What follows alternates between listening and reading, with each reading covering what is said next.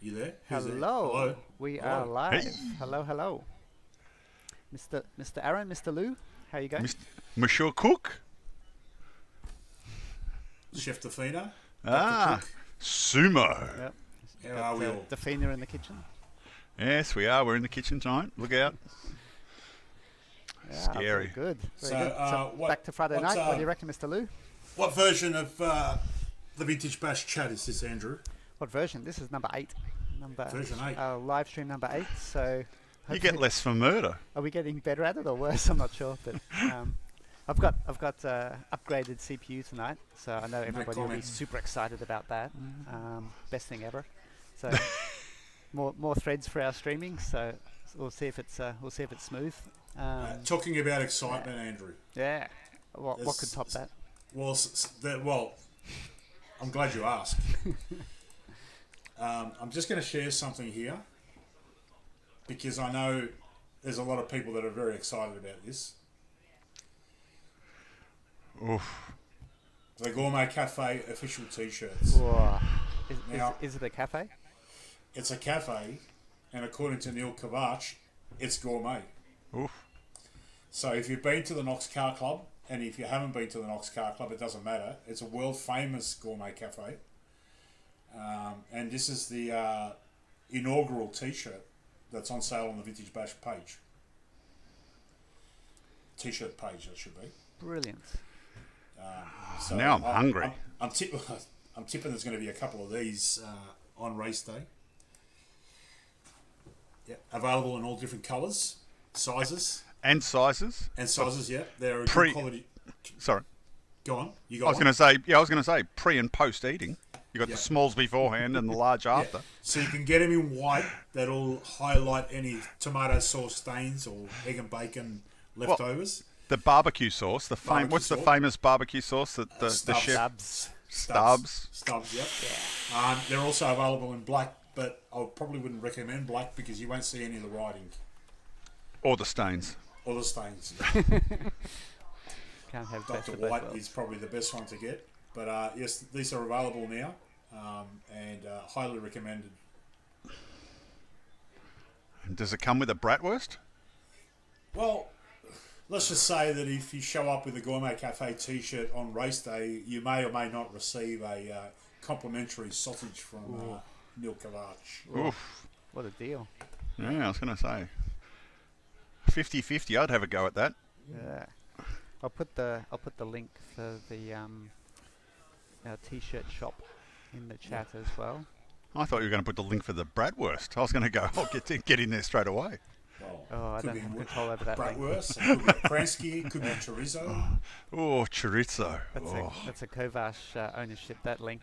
I haven't got Yeah. I haven't got rights to that. Yep. Now I am hungry. So very good. So that's the first topic of excitement. The next topic of excitement, obviously, we haven't really spoken about this. I don't think we've been on since the entries went gangbusters. We've just spent, well, I can tell you, I've spent the last 2 weekends just flat out entering stuff into Lifetime, answering emails, going through emails, people that thought they missed out, people that wanted to change their classes. It's just pretty full on. Yeah, lots to And try and manage. yeah, it's crazy. I've actually got up here on the screen at the moment.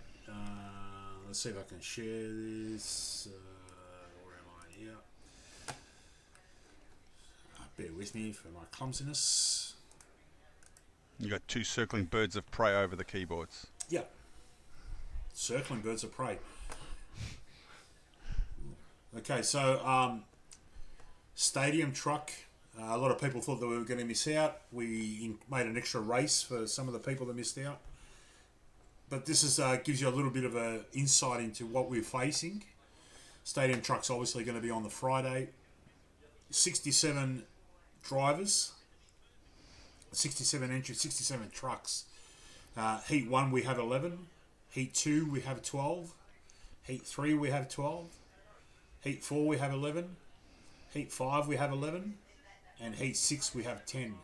But those 10 aren't trucks, Andrew Cook. What are those 10? That looks a bit. They look like different pretty or something. pretty familiar names that you may or may not have seen before. Hmm. Yeah. Can you zoom in a little bit? I'm like wondering who those people are actually. Fortunately, I can't. I got a but funny you feeling might they're be able slightly to. they're slightly famous, aren't they? Yeah. Could be. Yeah. Let's see if I can do a dodgy zoom on you. Oh, look Oh, hold on. at that. Okay, so for those that didn't bother to read the proposed schedule that we have, at the end of the truck racing, we are going to assemble our 10 World's 89 revival cars, and we're going to race a pretend 89 two-wheel drive A-main. All the cars will have the same tyres. All the cars will have the same motor and speed controller, courtesy of Hobbywing. All the cars will have the same tyres, courtesy of J Concept. Jason was very kind to come out with some tyres for us. And they will be driven by people whom shall be approached at the time, and we will be putting on a bit of display. That should be very special. That's a fairly familiar looking car, Mr. Cook. Yeah. It looks just like my Hornet. Looks Yeah. like it's modelled after Lou's '89 Hornet. And that wouldn't happen to have a number 1 on it, would it, that car? It might have some numbers Yeah, maybe. later on. Yeah. We've got another one here. Oh, I think that might be number, what's that, 6 possibly? We've got Craig, which is number 5. Yeah. 5. Yep. Cool. 6, mate. So that's He was pretty good, but he wasn't that good. okay. So 6. Yeah. Was 5. I've forgotten. Oh, Rick Velo was 5. Yeah, Rick was Yep. 5. So we've got Rick Velo's body here. So this is just about finished. You can tell because it's got his name on it. Yep. Marvellous. Yep. So that's maybe needs a bit more work. We've got a lovely paint scheme here that the Bash, was it the Bash Overlord originating guru, Mr. Tony Gray has painted up for us with his pretty cool painting skills. So all hand painted. You guys out there might have seen some of his videos. So this is obviously a replica. Craig Drescher and Rory Cull both had the same schemes. Now, that was painted by, in the day, that was painted by a certain famous painter, I think, wasn't it? It was. Who was that? I have a feeling it might have started with a Dallas, mightn't it? Yep, I think his first initial is Dallas, Yeah, first initial is Dallas. and second initial is Fairly talented. I'd suggest you can paint. Would have been ex-IFMA President Dallas Matheson. Correct. Yeah. And looking at that paint job, you'd go, that's fairly talented. Yep, so that's pretty cool. So we've got that, and that's about all I can show you at the moment. That's exciting. So you can see maybe an in progress shot of Possibly recognise that colour scheme. yeah. Who's that one? I don't know, some guy who sort of was all right in 1985. Some geezer. Yeah, some geezer. Yeah, maybe a Halsey or something. Yeah, something like that. So yes, that one's in progress, and I don't know what you've got there, Lou, but that's the other one I've got. So Recognise that one. yeah, so this should let us have fun. Yeah, potentially. Yeah, so that's a few bodies here in progress, and then we've got what's that, 1, 3, 4, 5. So that's the four prototypes for the associated prototypes. Drescher was running the Graphite. graphite car. Yeah, I don't know if you've got that there, Aaron, but Not with me right now. There's No, I apologise. a standard-ish graphite, not totally standard, so that's evolving, and then so we'll be posting up some of that stuff progressively when they get sort of finished. We've already posted up a couple of others that you might have seen out there. So we've got Lou's marvellous Ron Rossetti car. So there was a bit of a feature on that. Was that a week or two ago? Yeah. We've done also Jason Millward, Bormac, as we all know him, has graciously done the Jamie Booth Top Cat for us. So it's probably the best handling car of all time, I believe, from what people have told us. Yeah. So nice pink Top Cat there. And then there's a Kyosho being assembled, I believe, somewhere. Yeah, so we've got a, what is it? So it's a long wheelbase Kyosho Ultima Pro, I think, like pretty much a prototype at that time. So we've got Carter Sims from Simsy Carbon fame. Carter's designing and building that for us. So that's a big job. That's coming along pretty awesome. So he's designed all of the carbon parts for it and gathering the right bits and pieces. So that's what's that? That's the Joel Johnson car. Mm-hmm. And then Lou, you've probably got one that's already done. The Dunn Brothers. Yep. Done JRX2 that done really well. The Done JRX2. He done It was good. was done last year, wasn't it? Yeah, well, Year before. Year before. Oof. VB1. BB1. One, yes. So we did some photo shoots with that on the grid at Keilor and VB1. Unfortunately, with the incorrect shoes. Yeah. Oh, sorry, I haven't got any I white thought- shoes. Can't I believe still that. haven't actually. So yeah. So that's So what else there, Lou? So I think I missed it, but you said we've got Jeffrey the Hobby Primer. Ring and Jeffrey Primer has done the Jack yes. Johnson car. Yep. Jack Just Johnson. awaiting the stickers for that. Yeah. I've got, And I think I've got some of the if stickers. this build is anything like any of Jeff's other builds, it'll be absolutely magnificent. We've seen some sneak pictures of it, and it looks awesome. We have. Do I have them? I will see if I can find them for later on in the show. I have not placed them in a nice, convenient place right now. I've got some Ron Rossetti pics. I'll bring them up for you. I've got an actual better one that I haven't shared with you wanna see yet that? because I did get critiqued. There was a couple of little things that weren't quite right with the car. Oh, you've been informed. Yeah, well, I knew about it. But you've been I informed, thought yes. I could get away with it, and it wasn't the case. Tried to But we've sneak it since sorted it, and when you see it, you'll put a smile on your face. I'll share this one too, Andrew. This is the Saturday schedule, the Saturday race schedule, race entries. Oh, excellent. One moment.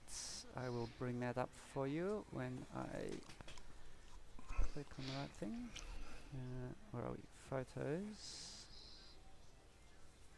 There's that one. So I'll just bring this up first, which should be That's fantastic. this puppy. So that's Lou's Ron Rossetti. Was it? That's pre-critiquing. So That's pre-critiquing, yes. everybody settle down. We're okay. We're gonna it's fix it. It's sorted. Yep. I'll post up some photos over the weekend of the repairs being made. Oh, Oh, And this is Saturday. So Saturday, for those that haven't actually looked at Light RC, we have 144 drivers and 183 entries. oof. So there will be no mucking around on Saturday. It'll be just go. Yeah. So if you can, as you can see on the screen, this is heat 1 of 4 of pre-87 two-wheel drive, which happens to be one of our most popular classes. And you can see that there's some blanks. Just blank here, if you can see it, under the TX banner, and another one down here, and another one there. Each one of those blanks is a missing transponder. So you have 6 weeks. 8 weeks, is it? With 8 weeks until we my God. kick off. oh, so close. You Correct. want to get those numbers in because when you show up on Saturday and your name's on in the transponder, bad luck. We're not going to stop. So yeah, this will just show you the magnitude of this event. 12 drivers in heat number 1. We have 12 drivers in heat number 2. We have 12 drivers in heat number 3. We have 12 drivers in heat number 4. Then we switch over to the pre-89 class, which again, for those that haven't followed the rules, the pre-89 class is pretty much the same as a pre-87, but we've moved away some of the more competitive racing type cars because around that era there was a big jump in the way the cars were. So we sort of went from running Frogs and Hornets to running 6-gear RC10s, but then that quickly changed around and Schumacher came out with a car and Losi came out with a JRX2 and obviously the Ultima, the Joel Johnson Ultima, the World's Ultima, they're not really there to compete against Frogs. So we've split them up. Heat number 1 of 3. So Heat 1 has 12 drivers. Heat 2 has 11 drivers. Heat 3 has 12 drivers. So every single heat is stacked. Chockers, right? Over chockers. Everyone's going to have to squeeze in on the driver's stand. Oh, yeah. Yeah. So then once we've done those three, we go to the next era class, which is the 89 to 93 class. Now, 89 to 93, this is for the cars that are going to run 21.5 or brush motors. You can run your 2.2s in them. So this is more for the guys that want to have a bit of a crack and have a bit of a good race and a good display. This is by far the most popular class, probably because of most of the cars around that era. That was the heyday, I think, 89 to 93. This, again, puts it in a perspective. Heat 1, we have 12 cars. And this is Heat 1 of 5. So we've got 5 heats like this. Heat 2, there's 12 cars. Heat 3, there's 10 cars. Heat 4, we've got 10 cars. Heat 5, we've got 10 cars. So pretty stacked fields, and some big names in here. Yeah, look at those. Apparently this guy here is a bit of a... He reckons he can drive. We've heard a few things about him. I saw another name a bit higher that could drive possibly too. Who would have thought? Yeah, there's a few of them. Yeah. There's a few of them. This guy here reckons he can I drive reckon as I reckon that guy might be able to put a few laps down. well. Yeah. So, this should be really good. And then we go to the 94 to 2000, which to me was probably the peak of the vintage era when, all the cars by this stage were all computer designed. We had proper batteries, big motors. So the power side of it is exactly the same as the earlier classes, but again... Jeez, that heat's stacked. Yep. We got 12 in this race, 1 of 3. 12 in this one. Oof. And we got also 12 in this one. So pretty full on. And again, I'll just highlight the fact that there's some people here that actually don't have transponders, and amongst them is my son. I was going to say, there's a certain surname that I recognise without a transponder. I know where he lives, so I can just go around there and stop him. You sort him out. But yeah, I would strongly suggest that if you get a chance, just shoot us an email with your transponder number, your name, and the class that you entered. Makes our life a lot easier. It'll make your life a lot easier too come race day. And I'll just switch over to the four-wheel drive day. So I think the important thing is that we're not telepathic. So if you don't give us a transponder, we won't be able to tell you your laps. No, and as much as we'd like to employ a call centre for next year, that's not going to happen. No. So Vintage Bash Sunday. good point to highlight. Everyone, please send us your transponder numbers ahead of time, because we're not really going to have any time on the day, and if you don't have a transponder in the system, you won't get counted. If you don't care about being counted, then fine. But That's all right. fine. Yeah. just make sure that you realise that, and get your transponder to us early, please. And look, in all honesty, at the end of the day, whether you have a transponder or not, it's only for yourself, because there's no, like we've said it before, there's no prices at the end of the day other than the fact that you've been at this meeting that you're going to have good memories about. You'll be able to look back on all the photos. It's super cool. And you'll be in different races. So this is round one, obviously. And round two, all the grids get mixed up again. Your starting position will be mixed up again. So it really won't matter. It's not like, I'm going to miss the A final. Every one of these races is a final. And you may as well think to yourself that every one of these races is an A final, because that's the way that everyone's going to be watching it. So that was another one of our reasons for going to this type of format. It just makes it way better and more fun. I was going to say, it's to watch it, there's going to be something on the track that you want to watch for every heat. There is not going to be, when you're not racing, you're going to stand there and watch. You're going to stand there and want to watch, because everyone's going to be driving and having fun, and it's just like it was up at Chargers on that Sunday. And when we went to the racing format, it was so good, and there was the spectator involvement and watching what was going on was so fantastic. So, I was going to say, I can't wait. So here you go, pre-87 four-wheel drive, heat 1 of 5. Sunday sees us with 120 drivers and 171 entries. 10 in the first one, including this guy that, again, he reckons he can drive. We'll find out about that. Do you reckon? Yeah. 10 in the second heat. I reckon there's someone in there who reckons they can drive too. Number 7, it looked like. No. Who the hell is that? I don't know. 10 in Heat 3, 10 in Heat 4, 10 in Heat 5. So that's 50 pre-87 four-wheel drives. Now, some people are asking, what's a pre-87 four-wheel drive? Well, I'm going to touch on that once I finish showing you the grids. We're going to discuss that a little bit just to give you people a bit of an understanding as to why it is that we actually split this class up.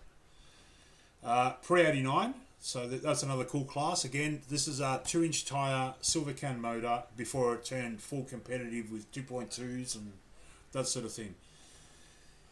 12 in Heat 1, 12 in Heat 2, and 12 in Heat 3. So 36 cars of that era, which I think is pretty bloody good. And then we'd we just go like into to just like to point out there, the class is pre-89. So pre means before. So pre-89 is the year 1988 and earlier. Just to make that clear if anybody's not sure. So, but there are a couple of exceptions to that, and the exceptions come on the way of have a read of the rule set that we put out, that we sat down and spent hours putting together. We sent out a flyer for everybody to read, and I think a lot of people just skipped over the top of it and read the part that they wanted to read, and that was it. That there's a reasoning behind what we did, and we think it's a real good reason. But anywho's, we go then to the next class, which is 89 to 93. So these will be 17.5 cars, and these will be fast. 5 heats of these, 10 in every heat. And there's a lot of missing numbers here. Who's that guy? Yeah. Who's that guy number 4? I think he's got a T-shirt, hasn't he? Yeah. I don't know what car he's running, but apparently he's going to be pretty good. Okay. So this should be really good fun 4-wheel drives and a real good variety of cars. And then we go, we got 2 heats at the last of the big bangers, and this is where you'll see the MX4s versus the double X4s versus a couple of the Rubik's MX4s, which that'll be cool to see on our notch track. Yeah, after we had Ruben on last show, Yep. Yeah, absolutely. tell us all about the Rubrix brand in these cars. That'll be cool. Yep, Those cars looked fantastic. I do. So Then this there's should that- be a fairly decent type of display for everyone to see. I think is probably the best way to call it. And then at the end of each day, we're going to cap it off with a final of the 2-wheel drive cars, and we hope to have different driver driving every car in each one of the finals. It may not happen for every single car, but we think we'll have a bit of a spread of guys that can actually drive and put on display with these super cool cars. Yep, that's going to be pretty awesome. So as we go, as Lou said, would be looking to work out who's going to drive them each run. We might have some people that run more than one race, depending on how many we have and who's available. But there should be lots of good opportunity there for you guys out there to put your hand up if you're a decent driver, and you'll be able to wheel one of these cool cars in one or more of the races. And we probably really not going to discriminate, but the people that we'll be picking out to drive these cars, obviously these cars aren't all re-releases. My cars are all original parts that you can't buy anymore.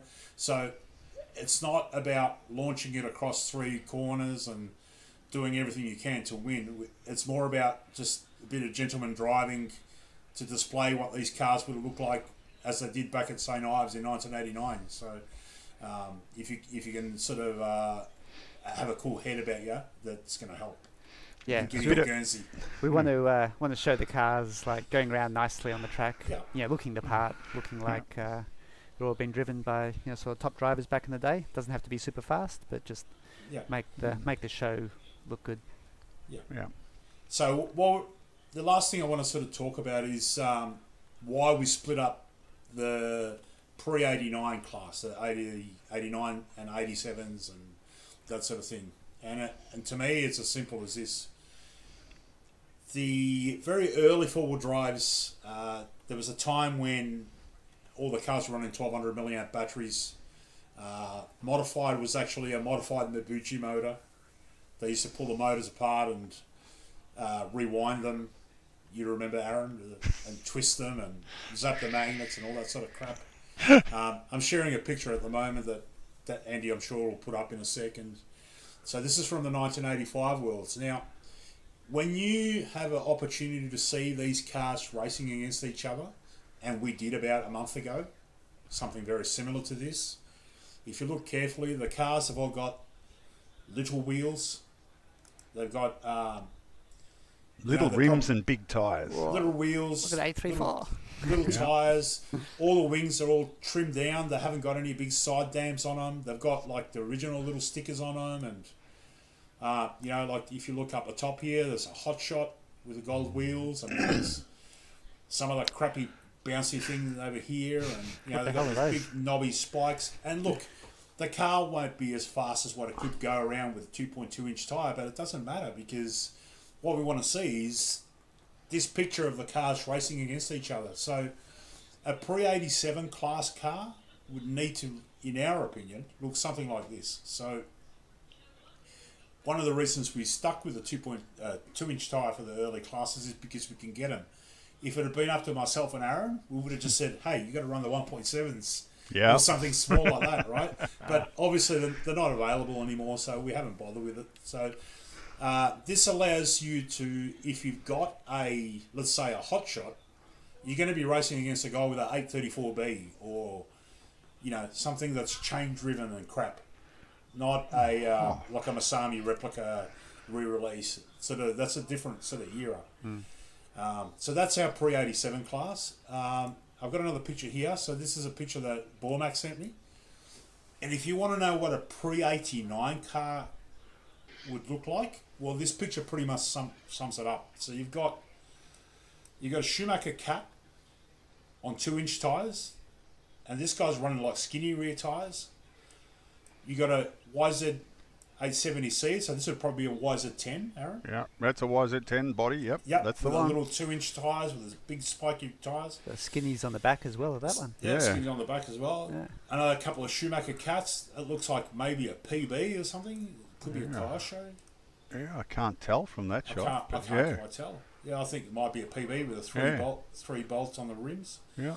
But again, you got a couple of belt drive cars here. So all of them are belt, but there's no Hot Shot in this picture. So there was a quantum change in these cars around the 1988, at the end of 88, start of 89. Going into probably halfway through 89, everyone was still running the TF8s and TR9s and all these little wheels and tyres. So we want to try to keep this era for what it was. So pre-89, these little wheels, silver can, go and knock yourself out. You got belt drive cars, you got re-releases now that will fit in this class, like the 870C. You just use the tyres that they come out of the box with and bang it on the track. Or if you want to, if you think that they're not grippy enough, grab yourself a set of some of the re-release Kyosho tyres. They work really well and they look perfect on these rims. And the last picture I want to show you, if I've got it.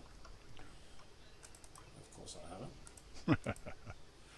Oh, Okay, so this is a picture that I got sent by Neil Millard, and this would have been I'm going to stick my neck out and say it was the 89 Vic Championships. So have a look at the cars that are on the screen here. You've got an 870C with the tyres like they come out in the Riri. You've got an Optima Mid with the 2-inch tyres. There's not a 2.2-inch tyre inside. But how cool do they look? Yeah, it's brilliant. I want to recreate those sort of pictures this year at the Yeah. Bash again. Yeah. A Awesome. couple of 2-wheel drive cars over here too. And we know the bloke that owns this one. I was going to say, I'm pretty sure I know that yellow car there. Yeah, Grub. With a quiet unassuming yeah. fellow. Yeah, Mr. Grinter, I'd suggest. Yeah. The Palmo Eagle. Nothing wrong with that shell. No. So that's what we said pre-89. So this is what we're saying. You can't tell me that a Hot Shot looks the part racing against these cars because the Hot Shots were in everyone's garage bucket these days. Nobody had them on the track anymore. Yep. They were superseded. They've been retired fairly quickly retired, when they came out. Pretty much every car that you see in this screen, it's all belt drive. So belt drive, ball diffs, graphite chassis.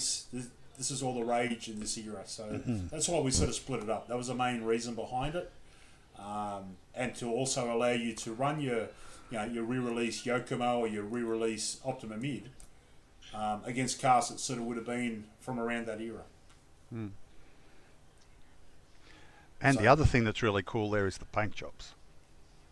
Simple. Less is more. Correct.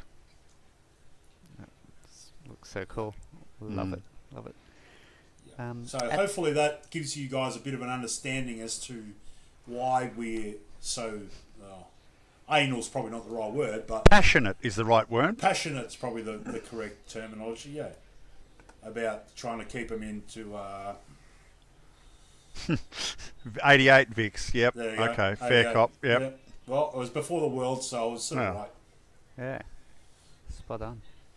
Yeah. That might have been at Marupna. Marupna. Yeah. Possibly. Look at the track with the boards on the outside too, and the inside. Yeah, it's harsh. No, I think it's fair. You know what you want to look at? Look at all the stone-washed denims. And the shoes. Yeah. You either had stonewash or you weren't there. That's exactly right. Look at that. Look at that. It's rather consistent. Yeah. Some Nikes. Yeah. Nice. Someone there in the middle that's got the blue suede pants. He's well out of Ooh, place. he's on there. I think he's setting the trend. Yeah. He's just cut. Pants. That's for the next era. He's cutting it. Yep. Awesome. Well, we can pop back to this in a minute if you want, Lou. Yep. However, we have a special guest joining us tonight as well. So we'll bring him in. Everybody might know him. Those that don't Hey there, guys. And those that don't should. Yeah. There's our carbon whisperer himself, Mr. Simsy. Yes. How are you, fellas? Good legend. Pretty good, mate. It looks like we're having a fun chat on what should be kosher for the bash. Yeah, going through the classes and the types of cars that we're intending for each sort of class era. Awesome. Yeah. Hopefully clearing up some misunderstanding of the people wanting to participate. Yeah, well, it's lots of different cars in the classes, so we've found a lot of people might not be aware of the amazing work that went into writing up all the documentation and the class descriptions and some example cars. So we were covering some of that to make sure it's sort of clear and hopefully answer some questions along the way. Awesome. So, Simsy, I know what you do. Most people that are on the Vintage Bash page know what you do. But we sort of want to know a little bit of your background as to how you started in RC and how you found your way to becoming probably one of the best carbon fibre part makers in the world, I reckon. Thanks, Lou. Well, I suppose my RC journey basically started back in 2009, I'd say. I was doing a lot of cycling before that stage, and I had a friend that was working at Nava, and he actually gave me a promotional truck to give to the kids to have a play with, and of course that snowballed pretty quick into like, oh, where can we run this? So we came across Knox, and it all started from there. So probably like yourself, Lou, Knox was my sort of home track / where I started. Yep. And the first car of choice for me was actually a ZX6. It said 5. So I started with a ready-to-run car from there, basically, and it's obviously transformed pretty quickly over that time. Obviously, everything fell apart on it. You needed to make it race-worthy. So from the plastic unis that probably destroyed themselves in I don't know how short of a period, but and previous to that, I was a fabricator. Was still a fabricator even at that time. So of course, you want to make things better as you tend to do. So yeah, it was more or less started playing around with, let's print something out 1-to-1, get it on the drill press, start making your own parts, like I'm sure yourself and Aaron and others have done over those time when you needed to get something done. yes, you missed it, Athena. So and of course, you start playing with a few designs because I've been probably a design guy for, I don't know, probably another 20 years before that even. So it was sort of a natural progression to start playing around with the engineering side of RC. So and Howard was basically working in my factory at that time. So where I was working at Greenspeed. So he was subletting a small portion of our factory for his business. So he basically gave me the use of his mill, and that's pretty much where I suppose the foundations of Berserk started from. Then good old Richie Domingo at Baronia goes, "Oh, you should start advertising that on Facebook." So that's pretty much where it began, and it sort of slowly snowballed from there. So it was part-time business for a while, and it's been full-time for maybe the last 10 years, I'd say. Pretty much been myself that whole time. My wife now works with me for about the last year and a half, so she looks after shipping and the books, so I can concentrate on just knocking out some parts for you guys. So who are some of the people that you supply, Paul? Well, Who are obviously, you allowed to say? Yeah, well, obviously, Neo Vintage have been doing some Ultima chassis for Dragon Punch. Obviously, you've obviously spoken with Dan last week, so you know that we supply him with many parts. There's probably a longer list, and of course, hey, there's a person on this very page, Mr. Andy Cook. We've had a good collab for what is it now, Andy? What, a year and a half? 2 years? Well, we kind of started at VB1, which was doing the first chassis for the 89 that. car. So Yeah, for sure. So that's obviously way earlier than that. I guess that was 2022.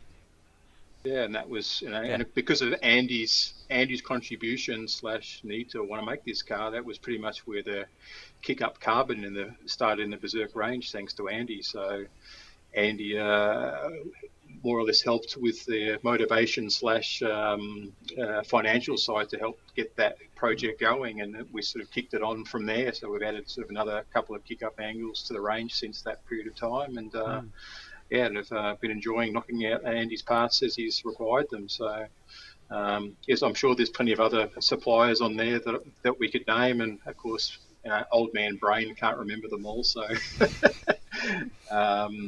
but yes, we've been doing worldwide for almost since day one. So it's not uncommon to be sending stuff to Europe, or also do quadcopters too. So we just recently started a store in Israel. We sell. Well, we send quads to Kazakhstan, to France. We're like a father and daughter team over there that are doing well in their championships, etc. So, Next question. Well, I'll just you mentioned your website there. Mm-hmm. I'll just bring that up for everybody to see, and you can show them through if I can do two things at the same time, which I can't. So, Walk and chew gum, is that the one? Yeah, it's way too many things. Actually, yeah. With so everybody, if they haven't noticed, down. Wait, can I point? No, that way. Down there, somebody might see. Yep. Thanks, Aaron. Oh, look at that! Look at that! Yeah, Perfection. So you're one of our sponsors for this year's Bash 4.0 as well, which is super awesome. Happy to be on board. Yeah. So thank you so much for that. So the Berserk name actually started from Berserk Cycles. Started Berserk Cycles in 1990, I think. So I'm sure when people send something to my PayPal address, I notice it's at Berserk Cycles. So I just sort of carried the name on. Thought, oh, it sounds like an appropriate RC name as well. So why not? Yeah, why not? Was there a story behind how you picked Berserk, or any meaning behind it, or I was it just just a fun name? remember. No, yeah, it was just a sort of fun name. It was one of those things. They always say for a Google search you wanted a unique name. So Right. back then that was the one that sort of was appropriate for mountain biking, Berserk. And yeah, it just came to me one day, and it's stuck and hasn't gone. It's just remained ever since. Yeah, brilliant. So yeah, so here's your website. Thank you. What have we got? So you've got yes, as you mentioned, you've got the collaborations or supply with Dragon Punch and Neo Vintage Correct. Racing there. Correct. Yep. So we do a small range of Neo Vintage parts, and we do most of Dan's range. He's bringing stuff out so often that it's hard to keep everything that he has in stock. Or well, you can't, because obviously there's stuff being released as you just got the last shipment in. So if anyone sees anything that they need, obviously from said supplier, we're happy to add it to our list of things that we're bringing in. But most of the time, we try and keep things in stock. But that's the usual bugbear of any hobby store, I'm sure, trying to keep things in stock. The Yeah. things you need and the things you don't need.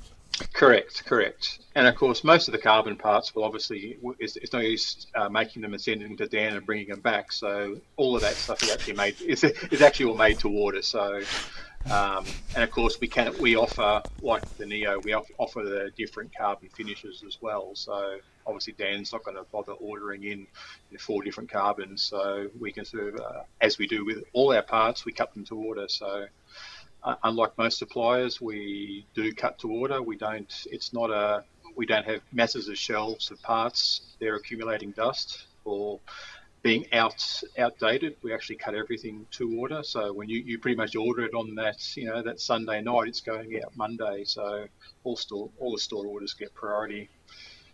It's such a cool business model. Like not having to sort of keep stock, but the stock could be any one of your products, right? Correct. Correct. Well, I mean, as long as you have carbon in stock, Yeah. you're good to go. And of course, that's always the juggling act of bringing in other people's products, as well as I've dealt with a couple of suppliers for the carbon. So you're constantly juggling the dollars to make sure you've got everything in stock. So most of the time, the kick-up carbon is in stock most of the time now, but yes, I mean, I normally do say on that particular product that it might not be straight away, but that's only happened maybe for 2 or 3 orders now, I think. So That's the exception. yeah, of course, you can't keep it there all the time, and sometimes you might get a rush, like a Masami chassis all of a sudden is popular, so Yeah. all of a sudden you're ripping out 20 of those. So you can never tell. And I guess the other thing that a lot of people don't know is that it's not only what's on the website that's available. Correct. You have a capacity to replicate, duplicate, Yes. or duplicate and modify nearly any Spot part on. that you can think of that's either carbon or graphite or fiberglass. Correct. Yeah. So I basically have, for myself, it's 3 income streams. So one is the web store, one is OEM. So as we've said, supplied to various manufacturers, as well as custom. So the store takes priority. But of course, if you've got a race meet coming up and you've got a special part you need done for the end of the week, then it isn't uncommon for someone to walk into the shop and walk out with it even an hour or 2 later. But so it's so I do obviously juggle what's required and when it's required. So but yes, and of course what's on the store is probably, I don't know, 10% of what's on file. It's so there's a lot of time people will send me parts. Can you draw this up? It might not get a description with it. I just need one, please. And later I might find out what it's for and can at least I know where to file it to. But most people, if they say, "Oh, I'm after this," I just say, "Send me a picture." Because it'll jog my memory and go, "Yes, I've already drawn that up, and I can knock you one out today." I was blown away that you had Tommy Intruder parts. Yeah, I can't really remember who gave that to me, to be honest. But Probably Bormac. yeah, Yeah. no, I think it was actually. Yeah, wow. Probably Yeah. Bormac. Yeah, maybe. There they are. Maybe. maybe.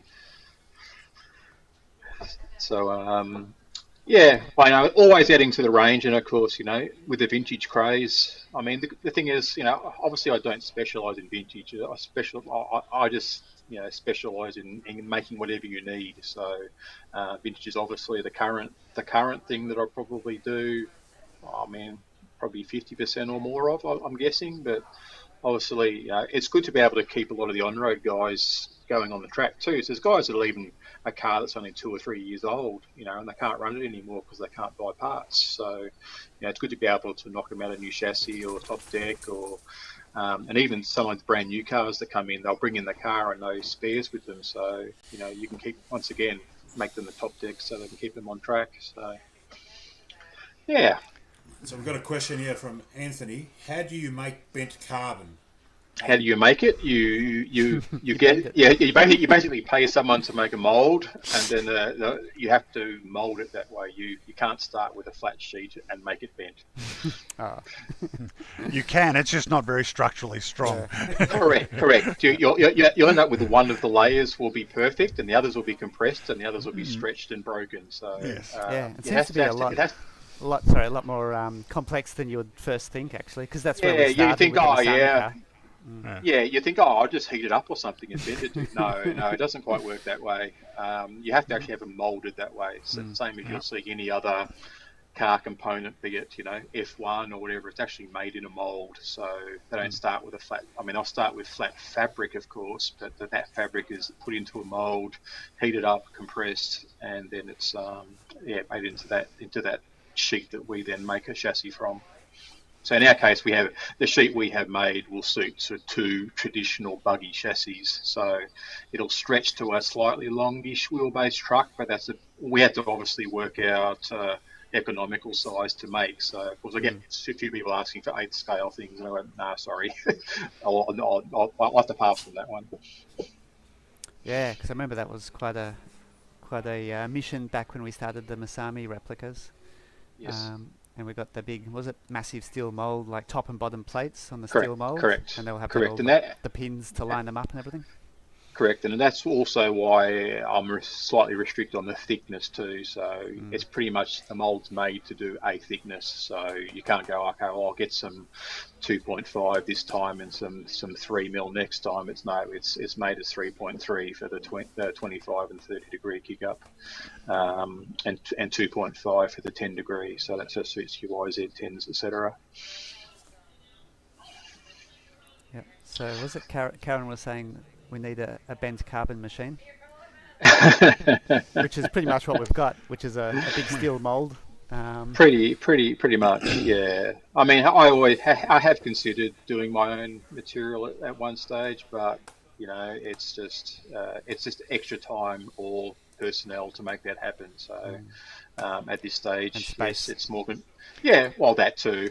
Yeah, I mean, most people have probably never been to the workshop. It's pretty much the size of what. Two bedrooms, maybe. I should tell them it's a castle, like a. Yeah. In this massive 1,000 square meters. Yeah, massive. Yeah, in this massive facility that I need a scooter to get around in. Like the F1 drivers. Yeah, correct. Yeah. So was it Anthony saying? So you layer it bent. Well, you might want to explain it, Simsy. Like the cloth is before it's all impregnated with the resin. The cloth is correct. Like soft, like cloth, sort of.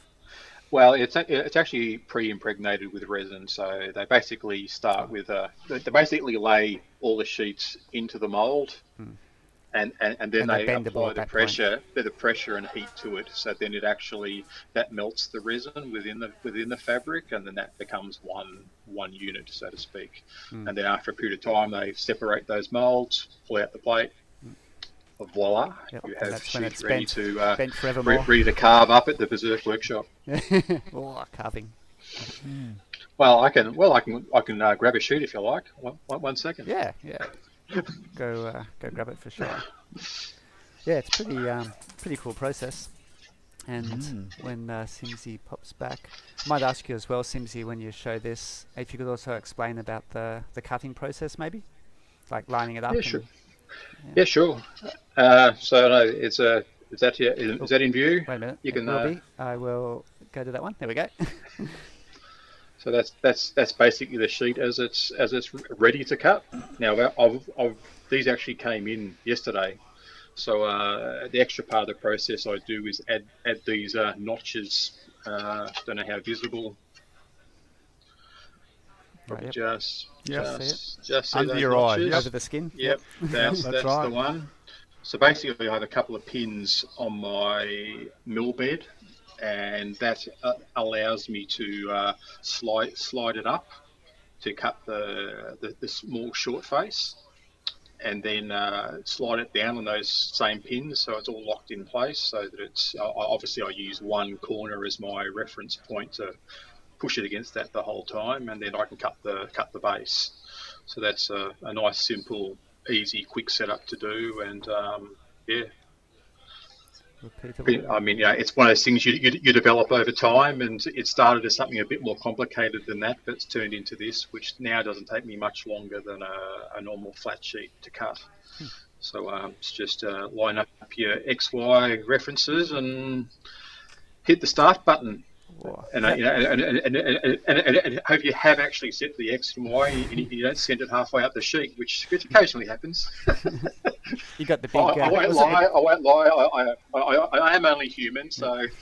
Oh nah, don't think so. You got the No, big. you're Was not. it the big red? The big red stop button. Yeah, pretty much. Yeah. Just like shit. Yeah, stop. Yeah, so basically, fixing it at the XY, or basically being able to get it back to that XY 0 point. That's like a key aspect to how you can cut both. Well, both that's pieces? the same for any. Yeah, I mean it's the same for anything. You need a datum point. So for me, the Y 0, in other words, the up and the front and back of that sheet is basically where the bend in the material is. So that's so everything is a plus measurement up the nose, and then it's a minus measurement coming back down the base plate, I suppose is the best way to put it. Oh yeah. If that makes sense. Depends if you're an XY guy. What if you're a Z? Yeah. Yeah, Z. And of course, if That's you vertical. get that Z wrong occasionally, that's a few problems too. Yeah. When you send the tool into the bench, but And the kick ups or in the way. a bit of air cutting where there's this like I can hear the machine going, but there's no black dust coming off it. So there's another little question there, which I think you just answered. It might have been from the back. Yeah, I don't use an autoclave, no, Yeah. because I obviously outsource the material. You know, I'm like probably every other manufacturer that's knocking out carbon. They get it from China, probably the same as I do. So Yeah. yeah. So I'd love to have an autoclave, but that's I said that might still be something in the future. But at this stage, I can get whatever I want made. In other words, if I want a custom layups, they will do that. If I just want one sheet done that way, they will do that. So You can get colours. it can get colours. I mean, as people may know, I try and stock at least 3 different styles of carbon. So your traditional glossy plain weave. The kick-up chassis is a matte plain weave. I've done also matte tool weave for kick-up chassis. I stock unidirectional as well, so you get that old school vintage look. So yeah, we try and cater as best. I mean, if I started doing all colours, it'd just be crazy amount of material I have to keep in stock. So I do have various ones around from other projects I've got in. Of course, I've just made some parts for Andy in some blue material.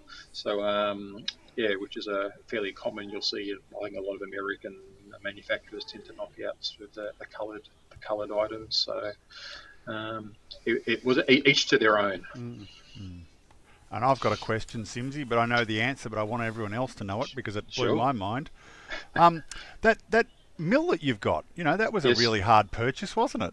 It was a really hard purchase. I searched high and low, and in the end I went, no, I don't like any of these machines. I'll just make my own.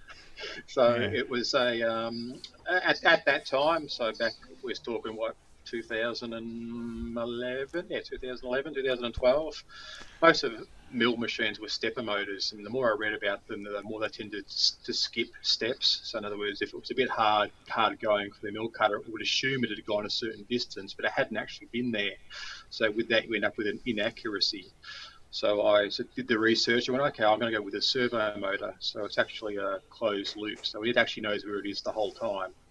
So, and the good thing is I didn't go overboard and buy big servos. So the good thing is if you do overload it, they will actually stop, and it'll freeze there. The controller will start flashing at you, and you haven't broken anything. So that's a good thing. You don't have to have special digital stops or limit stops. It has its own physical one, and it will do it for you. But not that you try and stress it in that area. But and a couple of friends had some parts they gave to me to start the initial project, because I initially drew it up, and it ended up nothing like I drew up initially, because you ended up, you form it from parts that you receive. So,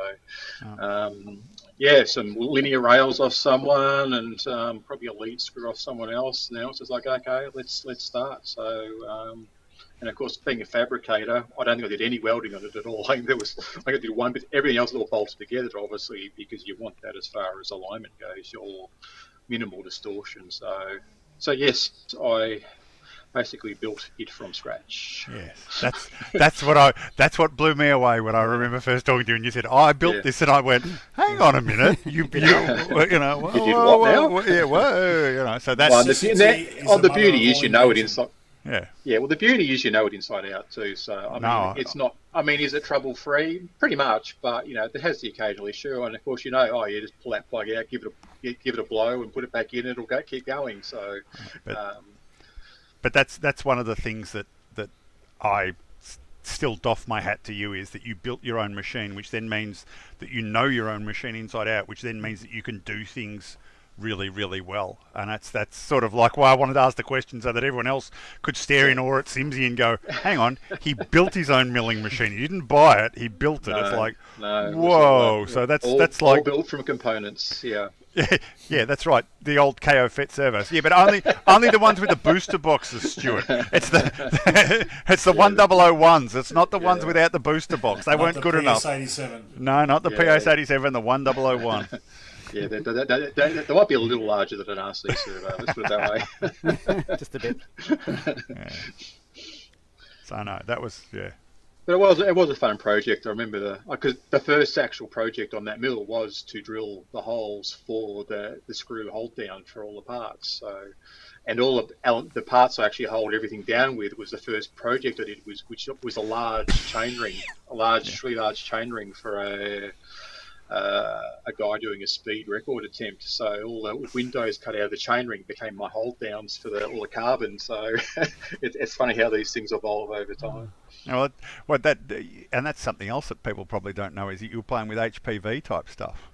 Yeah. So geez, 25 years I was working at Greenspeed. So that was a business my father started. So we built recumbent tricycles in Australia. So we started around 1990, so I was pretty much, my involvement was production manager, R&D manager, webmaster, fabricator. So I used to TIG weld, MIG weld, run the lathe, etc. So that's sort of more my initial background, I suppose. So I'm not an engineer. I'm more of a practical engineer, so it's more, I suppose I've learned things over time, but I just look at it and go, that won't last, that'll break, so it's just, that's just something I suppose I've learned over that period of time. So yes, that was why I was doing, that's how Berserk Cycle started within my father's business. So I was doing all sorts of, I was doing downhill mountain bikes and unicycles and circus bikes and tandems and all these sorts of machines well before I was looking at RC. So as well as modifying full size cars and motorbikes, and that's sort of all my, I suppose, pre-RC history. Well, not all my pre-RC history, but some of. You've delved back into that world. I seem to recollect a certain TX3. Car. Going up TX3 at Rob Roy. Rob Roy, who would have thought that? We do that sort of stuff.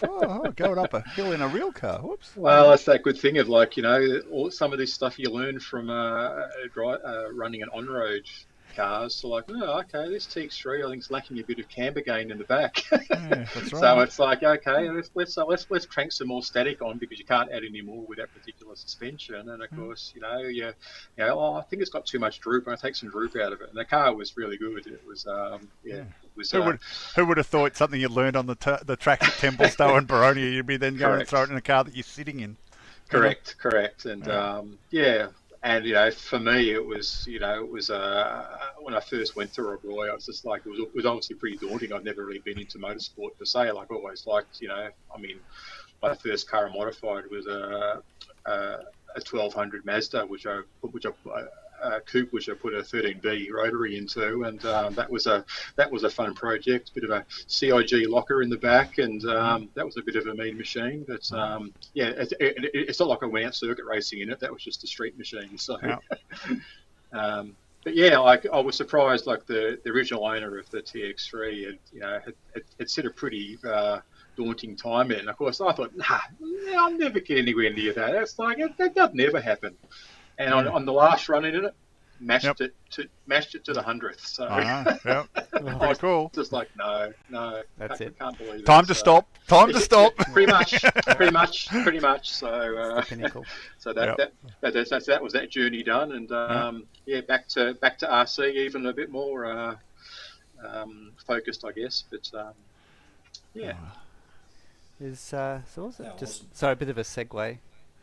I don't know if these are relevant to any of these. The TX. What do you say? TX3. No, car? TX3. No, TX3. No, yeah, no, it's we're a- talking a modern. It's like a 80 four-wheel drive. Yeah, four-wheel drive rally car. Yeah, 80, 85. Ford Laser. correct. Correct. Yep, that's Correct. the one.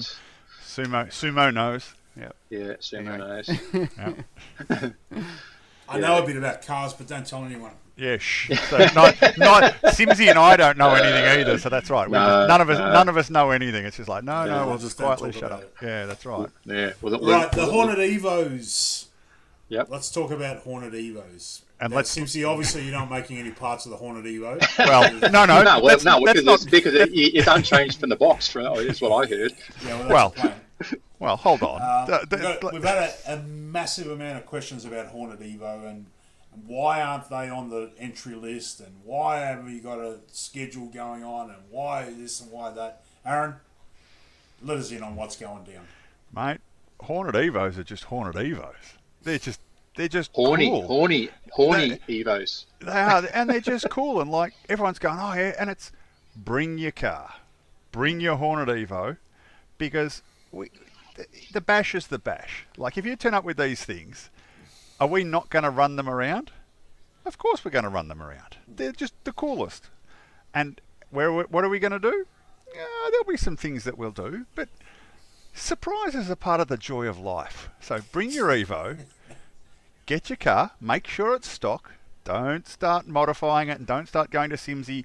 Hey Paul, now this is what I'll do, but hey, just keep it square, keep it simple, paint it so it looks cool, keep the motor in it, run the same tyres, bring it, and then we'll start to sort some stuff out. And you're going to have some fun. Trust me, because there's going to be probably a few of them at the track.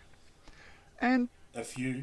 yeah, I'm not, there'll be a few. The swarm. Here comes the Yeah, swarm. it's going to be like you're going to need a pest exterminator to get rid of the rotten things, and bring them, keep the batteries charged, and we'll have some things for you to come and do. There's going to be some things going around on the track at certain times. There's going to be some famous people bringing their ones out, and I think I can never say it properly. I know Cookie can say it properly. Sean Buggy. Thank you, because I'll butcher that completely. So there's a set of rules Well, I around think that. it Yeah, well, we'll probably get told when our Yeah. certain visitors from overseas will come over and they'll look at us all and Yeah, go, like, what the hell are "You you saying?" cannot speak properly. You guys are idiots." And we'll go, Yeah, but "Oh, we try. okay." Yeah, we try. Yeah. And we'll do some things, because on the Fridays and the Thursday when you turn up, there's going to be some slots where it'll be do some stuff. But there's these rules that we're going to do. We'll modify some things as we go along. It might be the old 3-minute races, no marshals, just like the proper rules. Enjoy yourself. There might be some driving around, not on the track.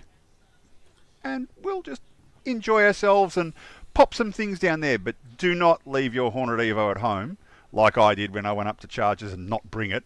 The dumbest thing I've done for quite some time.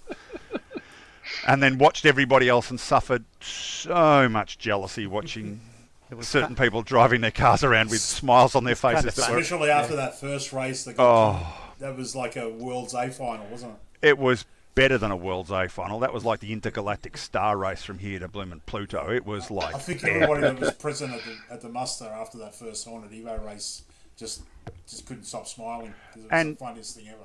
And we've done it before, because remember with Bash number 1, we had the Yep. comicals. And what was the class that was the most watched around the track? The comicals. Because everyone who didn't have a comical watched it and was jealous as hell. So bring your Hornet Evos. Don't... Hey! Oh! There we go. I keep... found Look at it. I keep thinking it's dirty, but it's not. Yeah, it's very dirty. It's dirty, but it's actually came out of a can. But it's just... Bring your Hornet Evos, make sure they're charged, and we'll let you know what's going on. We might put some posts out going forwards a bit, but Yep. these things are supposed to be fun. If you're going to start asking us about TQs and times and everything else about the Hornet Evos, No comment. I'm gonna have to bring my friend the rabbit out. Swat the wasp. Swat it. Yeah, swat it. that's right. The rabbit will be going bananas. It'll just be not on. There'll be going to be buttermilk pancakes everywhere. Well, I can tell you that amongst the famous people building a Hornet Evo, we know for a fact that Jun Watanabe is working on one, and he won't disclose as to how he's painting it or anything. So And we that's are for him expecting to know and something. for us to Yeah. find out. Yeah, And we are expecting something just special. yeah. And some of the other international people from over that way seem to enjoy running those sort of cars too. And I'm Yeah. pretty sure they're going to be bringing some as Yeah. well. So yeah, Atsushi's bringing his, he said. yeah, that's right. So you're sort of sitting there and going, hold on a minute. How many time world champions decided that he's got to bring his Hornet Evo? Yeah. Yeah. That should be giving you a hint as to what you should be doing with your Hornet Evo. That's how much fun it is. So Building Like- it, bring it yeah. down. build it, paint it, paint it up cool. If you put tribal paint schemes on it, you will be buying everybody around a coffees. Because a modern paint job on a Hornet Evo, no, just no. So Oh, I- Anthony's onto it. who's Anthony? Which Anthony? Miller. Is it Oh, this? okay, Miller. Yeah, no. Where? Oh, is that going to show me? Oh, here we go. A sec. Where is? Oh, I've lost the. Anyway, he said we could have painted up all of the Hornet Evos like the '89 Worlds colours and paint schemes. Well, I've already done it. Well, hold on a minute. What So- is he looking inside our heads? So, Mr. Lewis. Oh, yeah, I don't know, Someone- Anthony, if you've seen Lou's car, but Yeah, I was going to say, hold on actually, a minute. I'm pretty sure Been there, done that. I have seen another. Oh, I can't remember who it was. Apologies, but somebody else I think did a Jay Halsey type Someone's design. done a Jay Halsey's one, Yeah, and it looked Nick. awesome. Yeah. Who was that though? Nick. Nick's on a Jay Halsey one, yeah. Yeah, but in short, the Hornet Evos are a fun class. You know, we're not going to sit there and start to go, here's this, here's that. You know, do everything else. That destroys part of the joy about the Hornet Evo class. You know, you've got to have a little bit of chaos in your life. Get a Hornet Evo, put a battery in it, paint it, bring it. Well, we're actually hoping that when people actually see these things on the track and hear how much everyone laughs while we're driving them, that the class will actually take off. Because it was Right. an idea that we had when we heard that the Hornet Evo was released to try to keep it, you know, no modifications, as simple as possible. And the cars are cheap to run and everything.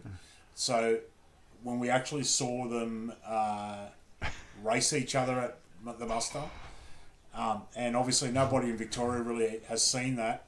You Except guys for the know- three of us, you and we're guys just know going. what you're in for. 'Cause it's so much fun. I guarantee you'll see it on the Thursday. You will have straight down to the shop. You will buy it on Thursday night. It will be built Friday morning. You will be racing it Friday at 9 o'clock. And no skerrick of a lie, I was actually thinking of that up at Chargers when I saw your cars going. I'm going, if Speedy had had a Hornet Evo in that truck, I would have bought it straight away. And it's just you have no idea until you see them in the flesh going around the Racing each track, other. racing each other, as to what you are missing. And it's sort of like, why has this never been in my life before? And it's seriously just insane. The smile. I'm sitting here and I'm looking at Lou's smile and Cookie's smile, and they're just remembering what they were doing. And all I remember is the FOMO of standing on the side of the fence without a transmitter and without a Hornet Evo, going, "Why did I not bring one up?" I know why, because I was at 23.5 kilos in my bag and there was no space for anything. But it was, why did I not have a Hornet Evo with me? So if you've got one, bring it. Just put it in your car, your boot, your bag, steal it, do whatever it is. Bring the car to the track. I cannot talk them up highly enough. It's like, and let's be honest, how many people do you think started their RC career with a Hornet? Yeah. You know, like I sit there and Lou's always said it to me. What are the cars that have got no tread on their rear tyres? They're the ones that everybody has had and driven and driven and driven. And they, funnily enough, they don't really break. You know, you just keep putting batteries through them and drive them until you've got no tread on the tyres. Now, funny you should say that about the no tread. that's a secret speed tune thing. Don't tell anybody. Tell no one. Tell no everybody. one. Got to tell everybody, because then you have more fun with them. Yeah, I know. Then you actually drive. Cut the spikes down on the back of the car. Was it the Solar Speed? Solar, the Sumo Speed Special. Sumo The hot Speed tip. to get them to work. And they His work watch- brilliant, but they work less crap. But you know, and we're talking about the fact that they're slightly out of control. They bounce. They do this. They do that. But when you put a blindingly good lap on, which means that you're within 3 feet of an apex for most of the corners, the smile on your face, like the look on Sumo's face when he did that, and he was 3 feet within a couple of the corners, and it was just like, holy bananas. We complete a whole lap without spinning out. Yeah. And it was... There's the Halsey one. There's the Halsey one, and look at that. That's just fantastic. I reckon one of those with a moo cow paint job on it. Ooh, A Cliff-let, you know, homage. And I'm going to give you, we got talking about the Hornet Evo, I'm going to give you a little insight into this car. So, you know, me building the car, just meticulous as always. You know, Phillips had a screwdriver, bang it together. Sledgehammer. And I sat on the bench after I did the shocks and pushed the suspension up and down and saw that the front wheels went from 5 degrees of toe in to 8 degrees of toe out. So I'm like, this has got epic bunks here. I've got to try to fix it some way, shape or form. And I found that the way to get rid of a lot of the bumps here was to actually mount the outer steering link down instead of to the top. Well, of course, that was great. But what happens is as soon as the suspension articulates, it pops the steering link clean off. So it didn't work really well. Yeah. You outsmarted yourself, Sumo. Maybe. So I ended up building it, like I said, in the box and putting up with that bump steer. And after that, it never came off again.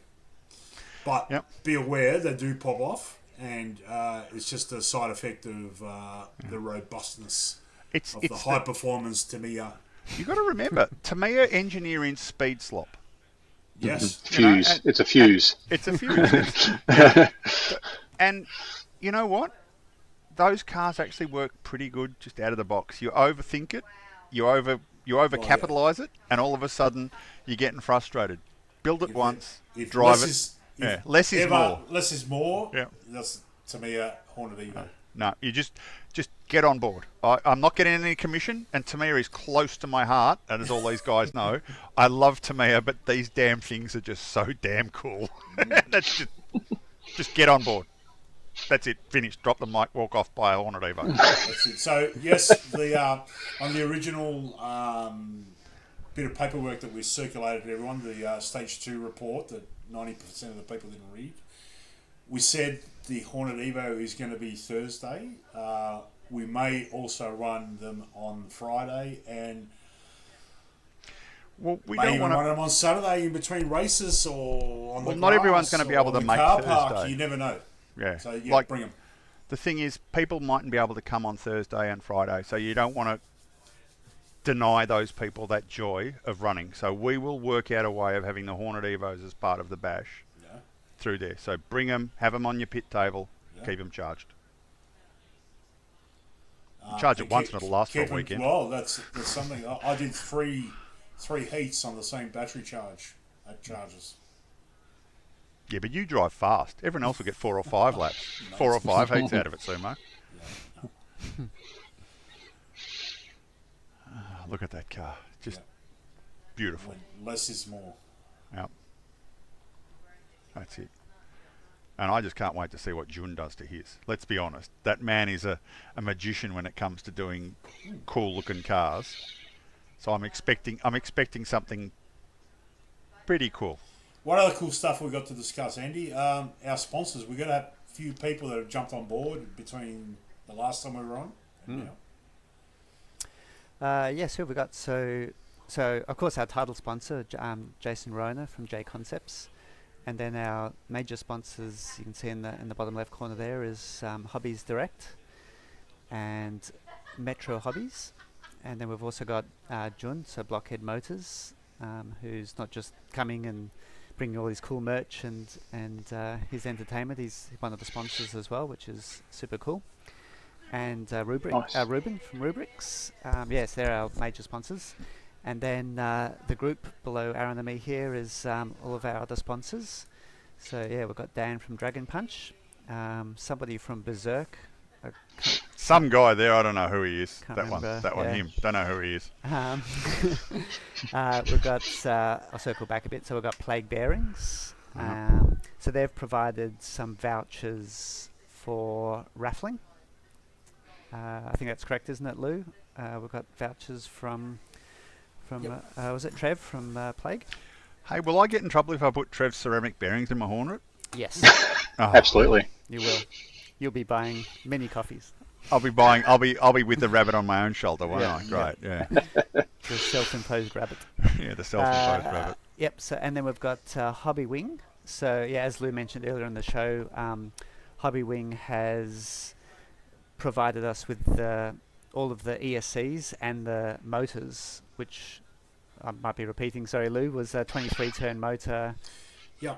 that they've So created they for went us. above and Yeah. beyond for us. Yeah, they actually put together some 23-turn motors, which isn't normally on their catalogue, because the motors that they supplied us were more. I mean, Hobbywing's really well known for brushless technology, but they also do some brush stuff for the entry level. And the motor that they make is a 30-turn, which is great for like a Corolla or stuff. But for what we wanted to do, we wanted a little bit more speed. So we backed and forths with the guys from Hobbywing a little bit, and they actually super cool, went out of their way and got together some motors for us. And we've gone and tested them, and they're just the perfect speed, not too fast, they're not too slow. And with some of the guys that are going to be driving these cars that probably haven't driven a lot every week, like a lot of other people do, they're going to be just the perfect speed. And when you see them and they're all about the same speed, it'll put a smile on your face. And Andy, of course, has gone one step further and gone and organised some of the stickers to make the motors look like they were back in the day. So Yep. I've got Revolution stickers for some of my motors. Andy's got some Reedy stickers for his. So yeah, all the motors will have the stickers to make them look like the motors that the cars had at the 89 Worlds. Yep, I've got. Can't really show it.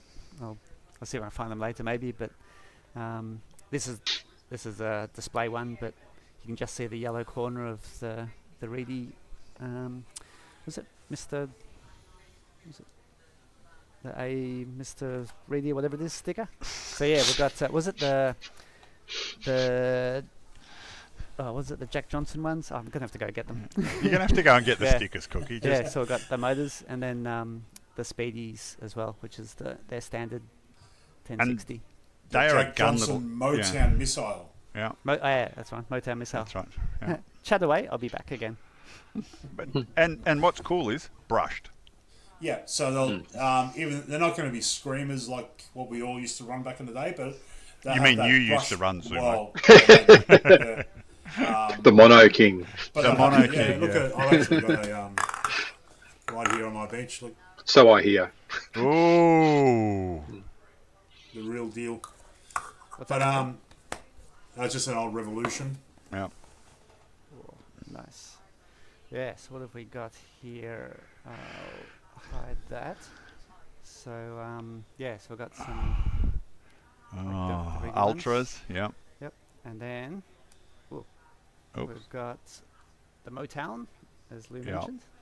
Yep. That's pretty cool. What else we got? Oh, yeah, the Monster Horsepowers. Yep. Can't remember which is which, but got Oh, the black one. yeah. Yeah. Pink so I one would have been the right one, Andrew. think the pink one. Pink one. Yep, the pink one was the right one. Yep. Hopefully we've got enough of them. Some of these have been handed out to the various people who were mentioning before to build their cars. So yeah, that's them. So it's super cool, and yeah, we were very, very grateful to Hobby Wing. They were one of the first to jump on board for the cause, and yeah, hopefully we can work with them again in the future in some shape or form. Get them to make us a 360, above and Blue. beyond, super cool. Yeah, it's 360 motors. Here we go. For the pre 87 class, Bolter 360 back. Someone else that jumped on board too, Cookie, is JC Racing. Yes. Yes, so I've Nice. got them down there. JC. Yep. Yeah, Undy. Yeah, right. So JC Racing Products, if you haven't heard of them or seen them, you have now. I'll bring up their website. So they're based in the UK. A guy called John runs JC, and I've got some of his parts somewhere if I yeah, can. they make a lot Awesome, of vintage awesome stuff. Yeah. replica parts now, which they've been evolving quite rapidly over the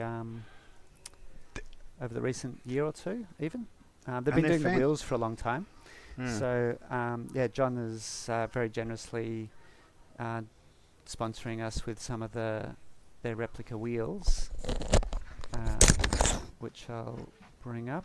So they make quite a few now, because I've been buying the Yokomo, the pink Yokomo ones for a long time, and they've now expanded the range quite a lot. Like he makes suspension arms. I think he Makes Not almost bad. whole cars. unis. JC10. Oh yeah. yeah, JC10. Yes. Here we go. So I need to go here. So yeah, he's made his whole replica car, which is that one there. Sounds kind of familiar. Not sure why. Yeah, it's got carbon on it. Yeah, nice. Yeah, it looks really similar. Yeah, Yeah, and it's got the 30-degree kick up at the front as well. yeah, it does, doesn't it? Yeah. Cool. Yeah, so JC, so all these wheels, I've got the Kyosho, Losi, and Schumacher wheels, and of course the pink Yokomo wheels, and they're providing all of those for our 89 reenactment set of cars that we were talking about earlier. And yeah, they've done a lot of the sort of replica and Andy's arms. replacement parts as well for the Mm. RC10s. So yeah, well they look like Andy's, don't they? Andy's. Andy's arms. Andy's arms. Not mine. I can't find them. Oh, wait a minute. Where are we? Mm. What are they? Andy's arms. Ah. Yeah. So what's yeah, that attached? some. Yeah. Oh, So- wonder what that would be. What is that? What does that say on the back? Is that legible? It's TE. Not really. TE kin something. Don't know. Is that? Oh, we're getting a bit closer. Oh, I think I know what that is. Tekken. That's a computer game, isn't it? Yeah, something like that. Arcade game. No. Yes. Tekken. I don't think anybody, or very, very few, would actually know what the hell this is. Exactly. Would you please exactly. explain what that is? I sort of know the actual year that it was that this creation was done, but yes, Tekken did a mid-mount conversion for an RC10. So this was actually a Knox Club members car. Well, actually, a couple of Knox Club members cars was sold from one to another, and then handed on to me. So it's this is my project for the bash this year. So obviously needs a fair bit more work. So hopefully that's something I can get done over the wet weekend this weekend. So hopefully get it a bit closer to a finished machine. Awesome. Yep, that'll be very cool to see that going again. Yeah, I don't think I'd seen one at the Bash, so it was like I thought, well, I don't care how it goes on the track. Let's just Yeah. get it on the track, Yeah. so at least people can either relive the horror that it may or may not have been for them, and Yeah. Or go, what on earth and is that? exactly. So And I guess that, Paul, right there is a very key topic too. That it doesn't matter how it goes, correct. as long as people get to see it on the track. I think that gets lost on a lot of people. That it doesn't, they don't compute that, maybe the car is not drivable, to their level or whatever it may be. But I can tell you that when you look back through the pictures and you see something like that, for example, on the track, it's just super cool. Yep, that's what it's all about. Yeah, look at that rear shock tower. Yeah, well, the original plastic one was a little worse for wear, so some berserk guy had to step in and recreate a derivative of it. As you do. That's super There you cool. go. Yeah. What have we got here? So yeah, plague bearings. So yep, so plague's on board. So I think same with the carbon. Like, I don't know what percentage, but a very high quantity of all of our cars and what you'll see at the Bash have berserk carbon and probably plague bearings in them. Yeah, Trevor was one of the first to jump on board as well. Nice. Yeah. Yep. Yep. Yeah, Legend. he sponsors a lot of events all around the country, so he's super supportive and generous of our hobby. Tommy Intruder wheels. Look at that. Yeah, so these are all the wheels that JC Racing does. Yeah, there you go. Get your Tommy wheels as well. Mm. Yep, so we've got a bunch of these coming for our 89 class, including the Kyosho and, where are we, Shoemaker. So they've even got the correct Top Cat. Here we go. Correct Top Cat ones. In short, if you need a set of wheels for your vintage car, that's the solution. Yep. Yeah, This is where it's agree. at. And they've got this. Well, they've got all sorts of stuff now. So Yeah, yeah, molded parts and the JC10 car that he does. yeah, which is pretty cool. It's Yeah. like an RPM. It's like the RPM RC10 they did with the long arms, front and rear. So they ran the truck front bulkhead, and then you had the cut in at the rear of the chassis to get the longer arms at the back. And that car was epic. It was just a real clever bit of kit. Oh, here we go. Yeah, so for our Australian scene, we can ignore the shocks they've got on the display car, but the rest of it's pretty cool. Very cool.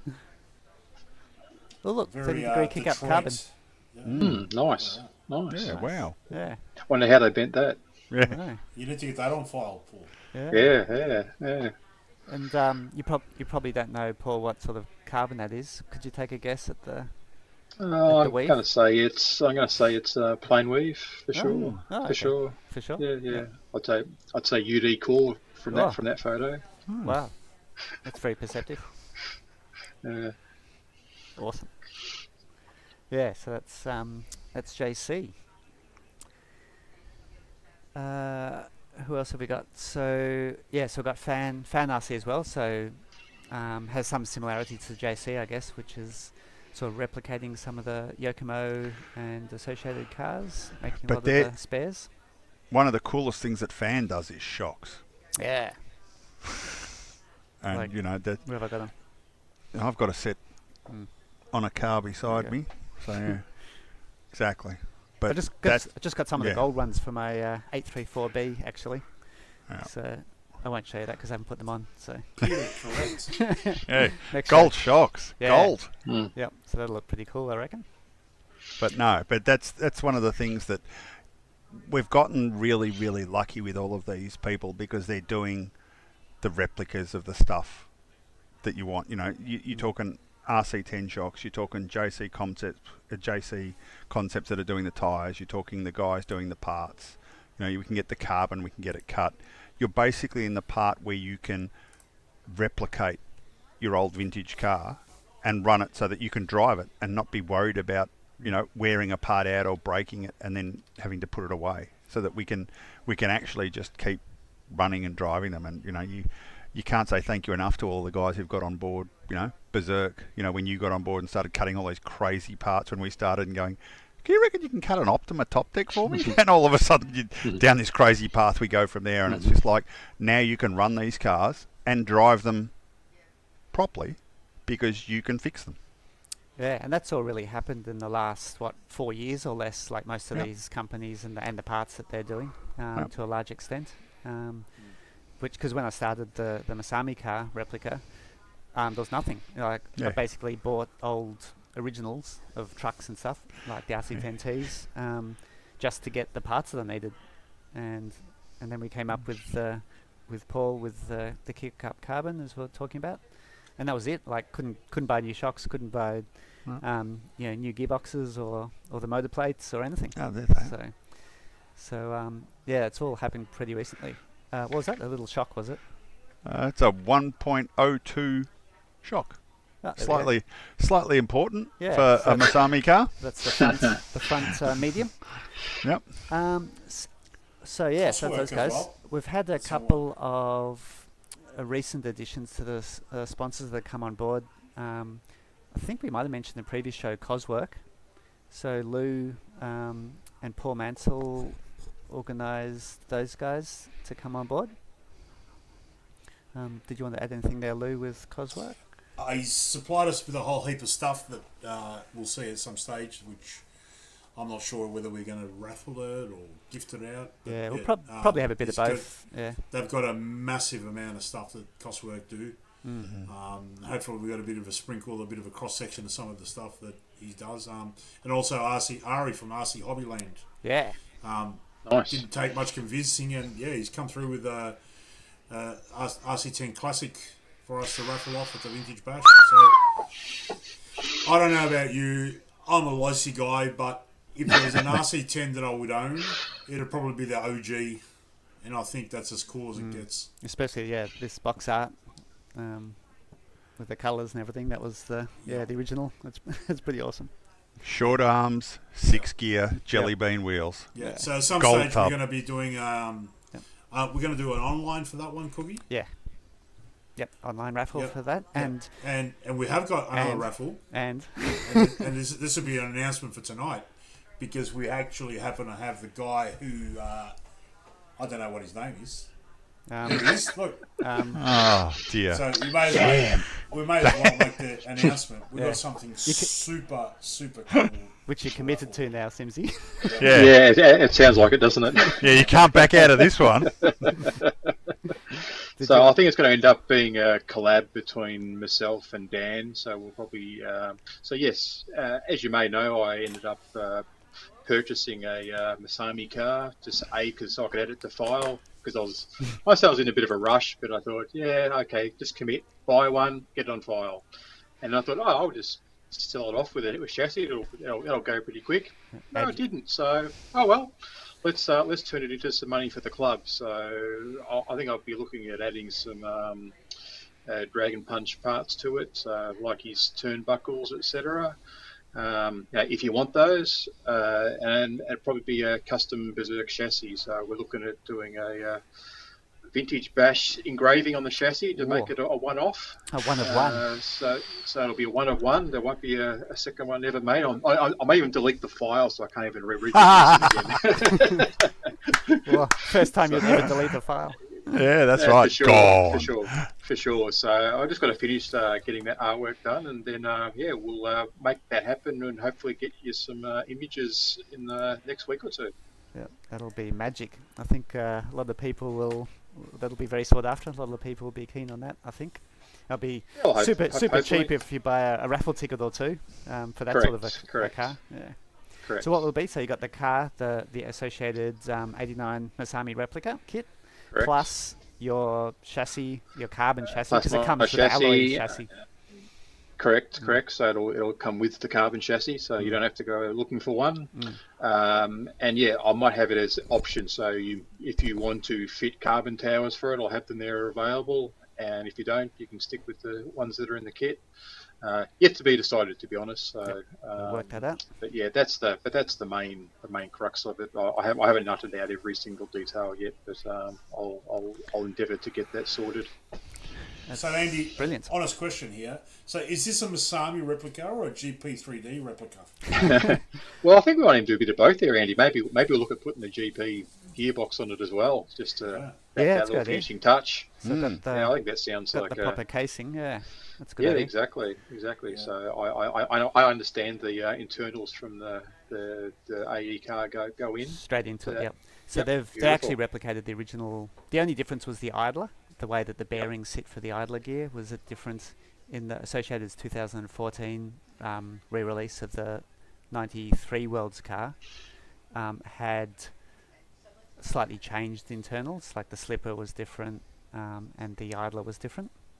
But this recent re-release by Associated of the 89, all the internals are correct, but the external casing was not correct because it's actually the production stealth casing, which they didn't have in 89. This was the prototype that led into it. So, Delrin machined one. yeah, by so it was Curtis. hand Yep. machined by Curtis, or 7 or 8 or however many they made. Yeah, and yeah, so that would probably top it off nicely because then it ticks all the So- boxes. Got the carbon chassis, it's got the the long front towers which come in the kit, which is good, and the gearbox, prototype gearbox casing.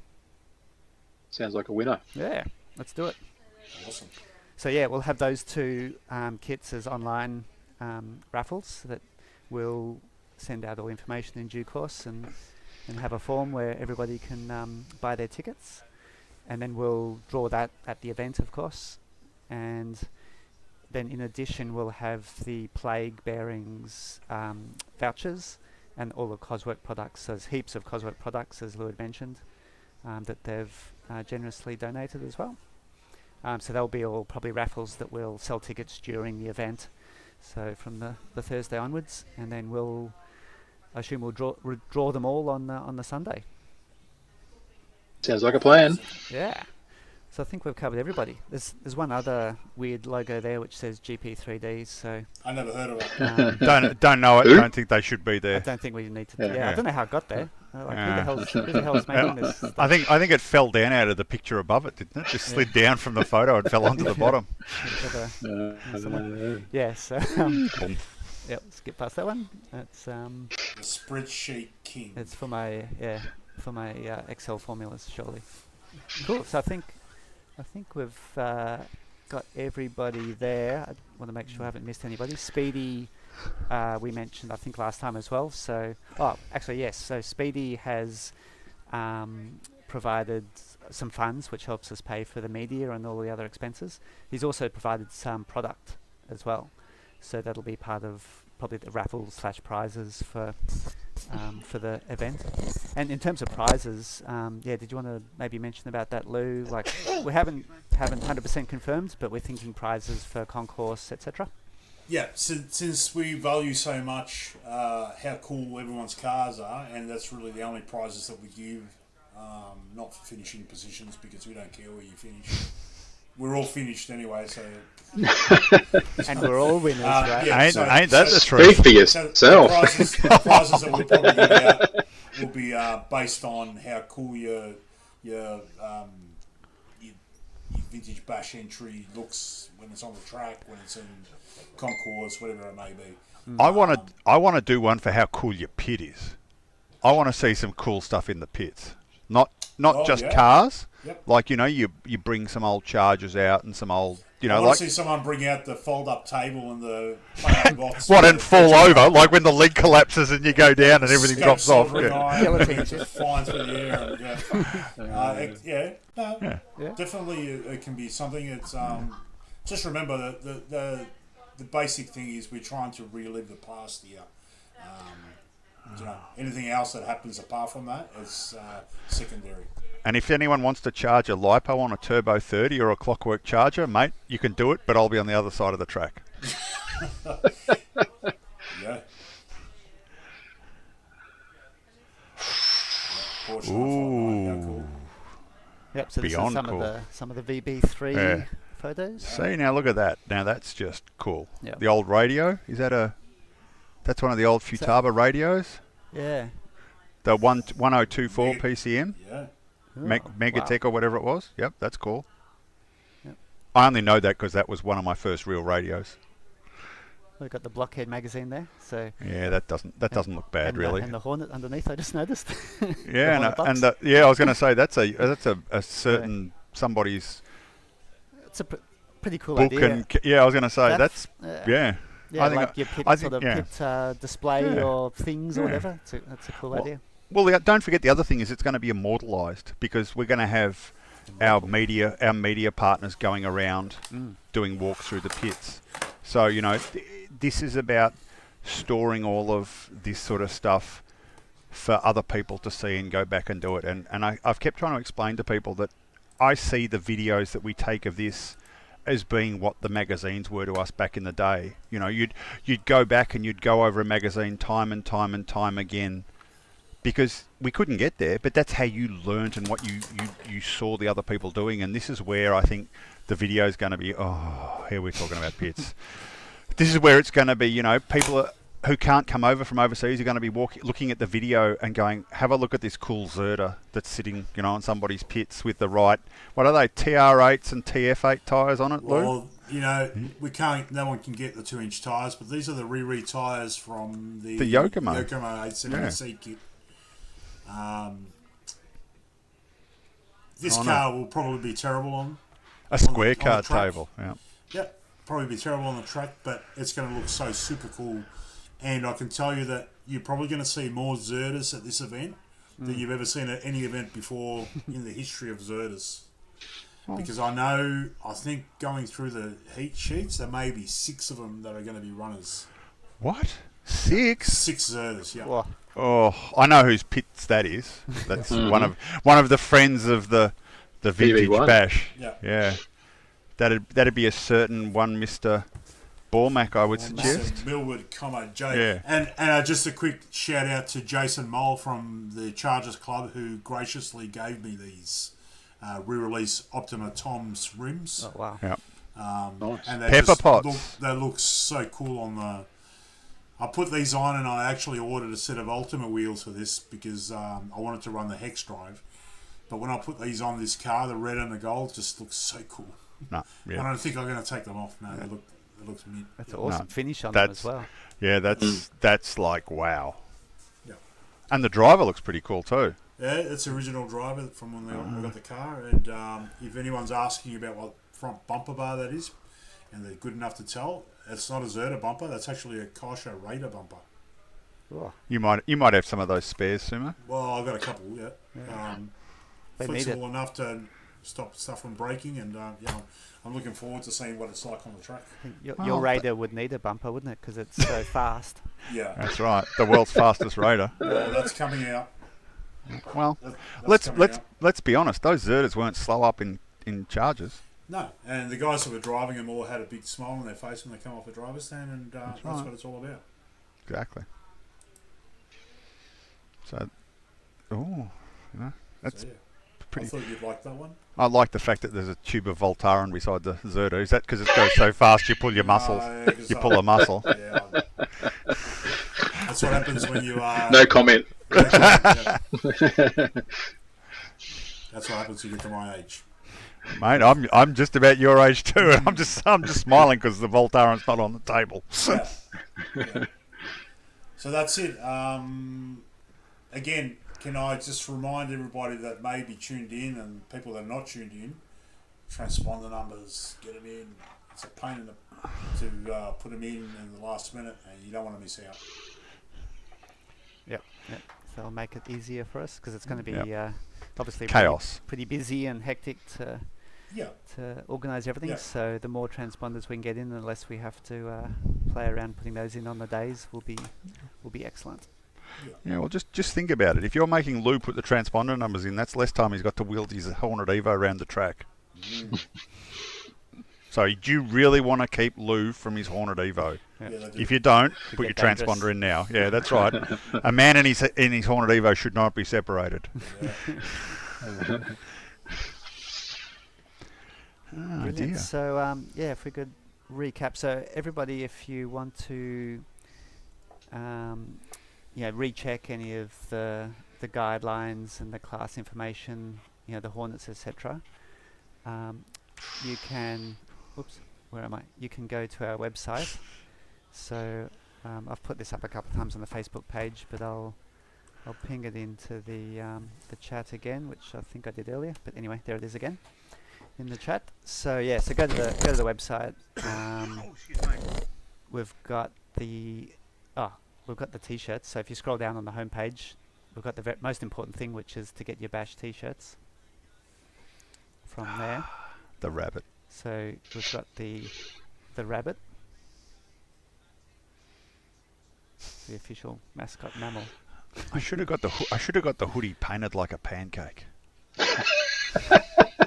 Maybe you need to put a pancake on your Hornet Evo. Yeah, no, buttermilk or normal plain flour. Buttermilk might be a bit too much of a performance increase. Let's be honest. Yep. So it's main homepage, and then we've got the Vintage Bash 4 page. So obviously this is our all the information will gradually increment and add to this. So it's got anything hopefully that you'll need to know, and if not, we'll keep adding it. And includes the reports. So that was the stage 1 report that was published back earlier, and then the stage 2 report is the current one. So that one you can check anytime. That was going to show you like a description of all of the classes, some examples of the cars, and the wheel sizes that we were talking about earlier. So you can check back on that if you need to. It's not a Just while comprehensive we're on list that, of cars, but it's an indication. Yeah, Lou? and while we're on that topic, I've had a couple of people message me about the Silver Can motors, right? Where, they can't get a RS540 and they're asking about a sport tune. Look, the main reason we made it, there's two real prerogatives. That's why we went for the early class of the Silver Can motors, and it's this simple. To gear a brushless motor in an early car, sometimes it's too difficult. The brushless motors have a heap of torque. That torque can break all the gears, and we figured if you get a brushed motor, like a brushed Silver Can, less chance of anything breaking. Now, what we don't want to do is have a car that's really slow on the track and a car that's really fast on the track at the same time, because that speed difference will make crashes a lot easier. So are you going to be way faster with a Silver Can brushed sport tune than what you are with a standard Mabuchi? Well, not really. Are you going to win the race? Probably not, because if you roll over and you're that fast, the marshal might just take a little bit longer to marshal you. And It doesn't really matter. Yeah. It doesn't really matter. Like if you've got one of those motors and you want to put it in, put it in. If you don't have one of those motors and you think you need to buy one, well, you don't. It doesn't really matter. So yes, if you want to run a sports tune, run a sports tune. If you want to run a torque tune, run a torque tune. But don't show up with a 12-turn Silver Can, because you'll have to be pulling it out. That's as simple as it gets. Yeah. You'll be having a discussion with the rabbit. You're bending the rules for no reason, and it's not necessary. Yep. You'll be meeting the Yeah. rabbit. Where is Yep. it? Yeah. His Yeah, name's you'll be- Tim. Yeah. Yeah. I'm sure Pancake Aaron is will pull rabbit. you aside and have a little quiet chat with you. Yeah. Yeah, because it's about, we keep coming back to it, it's the exhibition, not the competition. Just remember that. You might, I've got 500 RPM less with a 540 than a sports tuned. Oh golly gee, the whole world's going to end. Wow. You may as well just jump off the stand now and just go home. Because I'm 500 RPM down. Mate, I've got some comm drops I can loan you. It'll be okay. Yep. Something else that's just come that I thought about that is floating around in my brain. I've had a bit of a chat with Nick from Hobbies Direct, and I know I can give you a little insight that they're going full noise on this media centre thing. So we've spoken about it in the past.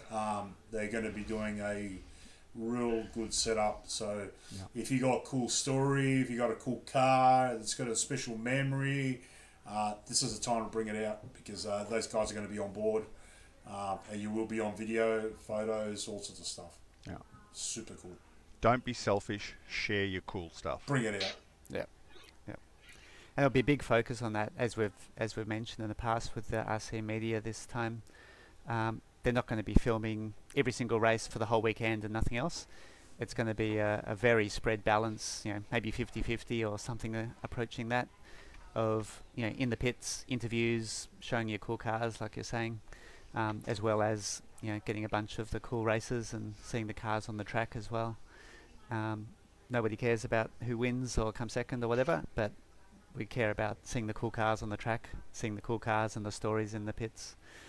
So it's going to be a pretty awesome, record if we can capture all of that, get it on video, live streamed, and then it'll be on demand on YouTube forevermore. We got to make the memories. That's Before the short we answer. forget them. Yeah, that's right, because I'm getting old and I'm going to forget it. But we got to make the memories, because we're getting to the point now where, those things are starting to drift into the dim dark past of, I don't remember what I used to do at Frankston racing Lou Solar with my caravan on the back, and that's the stuff that you need to get down, because, you've got to look at it. What was it like up in Brisbane when we were looking at those old magazines? You're going to laugh, but They're sitting beside you right I've got now. them all here. Oh no! Yeah, you can't get enough of that stuff. It's so cool. Well, last Friday I sat round at a friend's place and we were watching the Tamiya TV ads for an hour and a half of all the old Tamiya TV ads, and everyone goes, "You're kidding," and I'm going, listening to Casey Kasem with no emotion talking about the cars driving around, Awesome. the hot shot and that sort of stuff. That's what it's about. It was so cool of then remembering and going back in time to when you were 12, sitting on the carpet, watching the VHS tape thing that they'd been provided with, the loop tape on a loop, and there's a sand scorcher driving through a creek, and there's this and that, and you just, I had money burning a hole in every pocket I had in my pants, just sitting there going, I've got to buy all of those cars, that's it, and that's what you want to do and create this. So when you've got a cool car, bring it back, do it, and that'll then be part of that next carry on for the everyone to look back and go, I remember that, I saw that, I remember watching that car go around at Knox, and I remember looking at it on the pits, and I saw Jun looking at your car, or a Tushihara, or Jason Ruona, and just that's the cool stuff.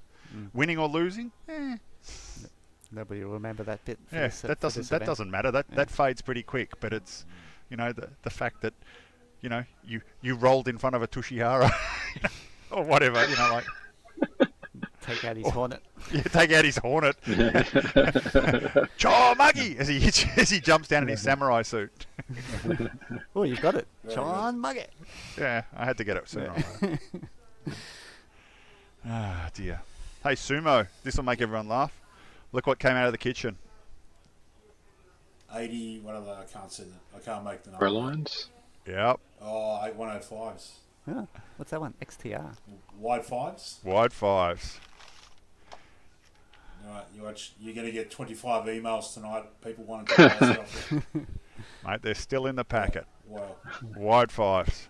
Kinwald's front tyre of choice Yep. at Basildon. Super cool. Oh, yeah.